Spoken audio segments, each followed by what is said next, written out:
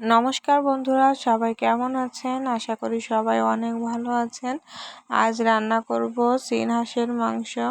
চীন হাঁসের মাংস কার কার পছন্দ সবাই একটু কমেন্টে বলবেন।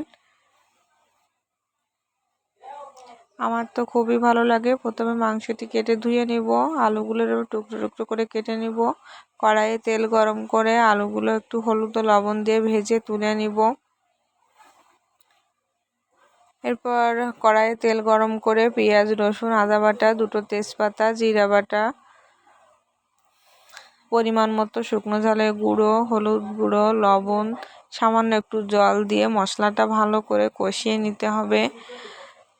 তেল ছেড়ে দিয়েছে, এবার মশলাটা কষানো হয়ে গিয়েছে, দিয়ে দেব মাংসগুলো। চুই ঝাল, রসুন আস্ত করে দিয়ে দিয়েছি, ভাজা গরম মশলার গুঁড়া, সব কিছু উপকরণ দিয়ে ভালো করে খুন্তির সাহায্যে নাড়াচাড়া করে ঢাকনা দিয়ে দিয়ে মাংসটা ভালো করে কষিয়ে নিতে হবে।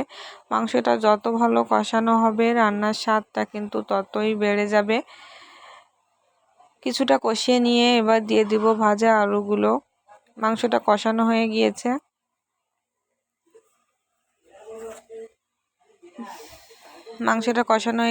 এবার দিয়ে দিব পরিমাণ মতো জল। অল্প পরিমাণে জল দিব, কারণ আমি প্রেসার কুকারে দিব।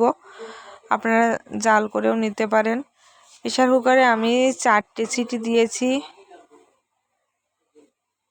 সিটি উঠিয়ে নিয়ে এবার দিয়ে দিব বাটা গরম মশলা, জিরা, সব দিয়ে খুন্তির সাহায্যে ভালো করে নাড়াচাড়া করে মাংসের ভিতর ঢুকে দিব। তারপর 10 মিনিট রান্না করে নিলেই মাংসটা রেডি।